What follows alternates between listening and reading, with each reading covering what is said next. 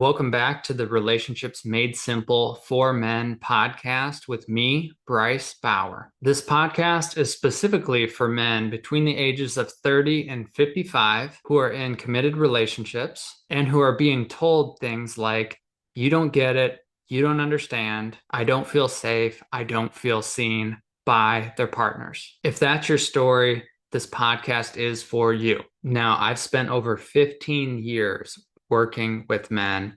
I know how they tick, I know how they think, and I know what they don't get. Most of the men I see have the same problems. They're hearing the same complaints. They have the same stories, and often it's a very similar solution. And so today, what I'm going to be talking about is what's at the core of all of these relationship issues. The term I'm going to be talking about today is normative male alexithymia, which literally translates to no word for emotion. And there are a few ways in which this plays out in relationships. The first is that most men did not grow up learning the language of emotion. Think about it. Think about these more uncomfortable experiences that we have emotionally, like shame and sadness and loneliness and embarrassment.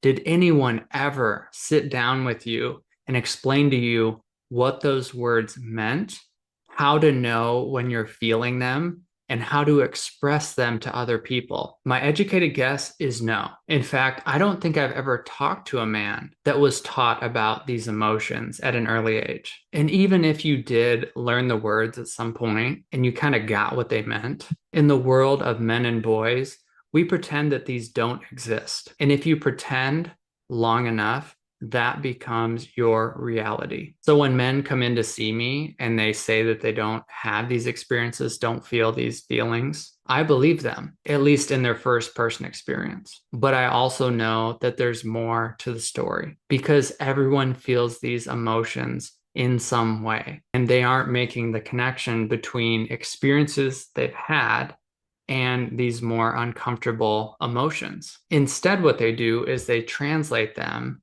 into frustration and anger and stress and anxiety. Those are the words that feel more okay for men to use. But after multiple rounds of feeling frustrated or angry or shutting down and acting out and having that negatively impact their relationships, when they do that enough times, they start to feel confused. And a big part of that is because they don't know what's really happening inside of them. The irony of not being able to really understand your experience is that it will start to feel frustrating. It's like if you went to a foreign country and you didn't understand the language and you're trying to use a few words that you know, but people aren't understanding you. But the more you learn about emotional language, the more sense you're going to make to other people. It's not that there isn't frustration and anger present, but that's often just the surface layer that's covering up the deeper emotion that's protecting you from feeling something more vulnerable. Because what's at the core of all of our relational stress is a feeling of unworthiness, or we might also call it shame. And shame says things like, I don't know if this person really cares about me.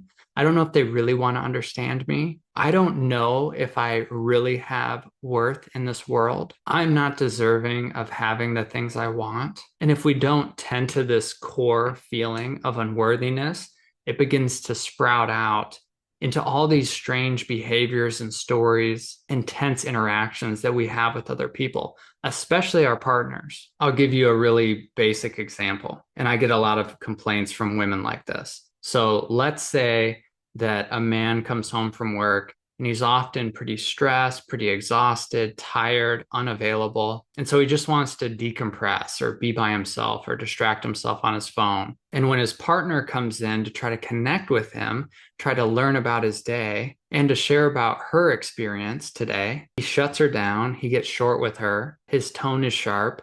He's like, can't you see that I just worked all day and I just need a little bit of time for myself? Maybe she asks him to do something and he just gets overwhelmed. And internally, he's like, can't you see everything that I'm doing for us, for you? But let's pay a little bit more attention to this interaction. Odds are he was giving tons of attention and time and energy to his work, trying to make others happy, trying to get things done. He spent the whole day trying to prove that he's worthy of having the job or position that he has. He's completely neglected himself emotionally all day. And underneath that, maybe he feels scared that if he doesn't do a really, really good job, he will lose his job, his ability to make money and bring in resources. And then here's where it gets interesting.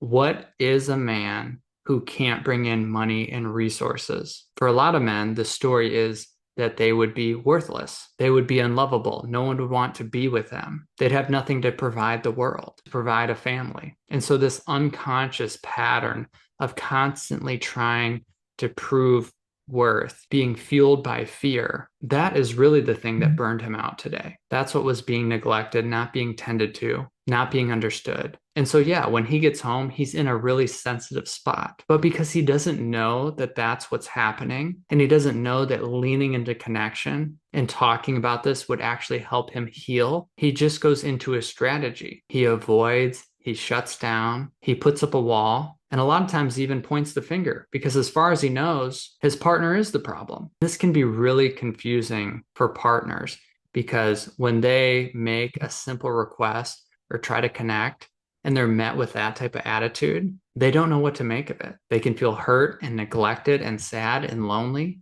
and angry because their man's struggle is getting projected onto them. And it's not fair. And this can totally degrade the safety of your relationship. So although the simple fix might to just be stay in your lane and give him space to deal with things however he wants to deal with them, that's not a great long-term solution. He will just stay in that pattern because there's nothing to interrupt it. Every day is the same thing. This doesn't just get better all on its own. It's like treating the symptom and not the root cause. As men, we have to learn to talk about our shame and our loneliness and our sadness and understand our strategies in the way that we emotionally neglect ourselves throughout the day, if that's happening. Because if we don't do this, it's surely going to come out and spill out onto our partners at some point. And they're going to get real tired of that. So we have to learn the language and the skills to go there. And most men can't really do it on their own. They've never learned how, so they need help. That's why I have a job. I'm essentially an emotional guide,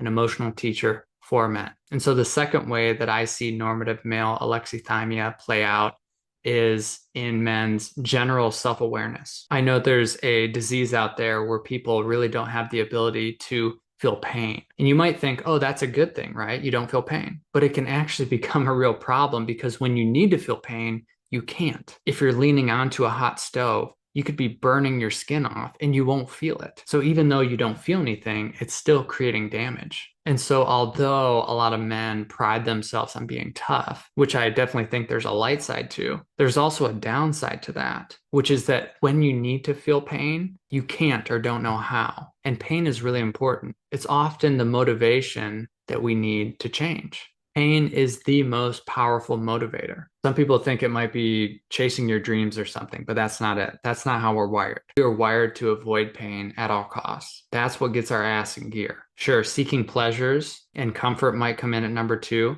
but first and foremost, we're getting the hell out of there if we're feeling pain. So if you ever see somebody that is really struggling with something and they aren't willing to change, it's probably because they're not feeling enough pain yet. I used to work in the drug treatment field, and it was amazing the amount of resistance that some clients would have to getting help. But really what was happening is there was this system of enabling that was allowing them to stay comfortable enough. And in order to motivate clients to go into treatment, that had to be taken away. No, we're not going to keep giving you money. No, we're not going to keep communicating with you, bailing you out, letting you live in the basement. You aren't going to be able to see your kids.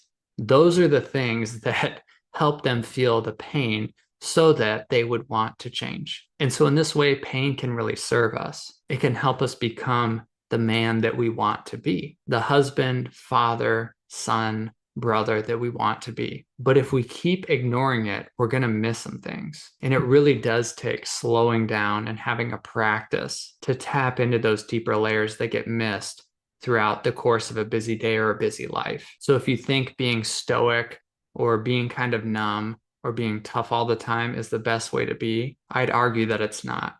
You can be that too, but you want to have range. You want to be able to tap into your experience, feel where there's pain, tend to that, speak to that, and share that with the people closest to you, because that's what actually builds connection and trust. It isn't you always having the answer and always fixing things or bringing in the money. Those things are great. The thing you really want is in an entirely different realm. It's worth learning more about yourself and how your emotions work. Now, the third way that normative male alexithymia plays out is in our capacity to hold other people's emotions. So one way to assess this is to think about how you respond to big emotional experiences from your partner. If you tune out or dismiss them or get defensive or constantly jump into fixing their issue, odds are you just don't have a very big capacity to be with their experience. One example might be if your partner is feeling upset, emotional, starts crying, you're just like, oh, here we go again. That's probably flagging that you don't have much capacity for sadness.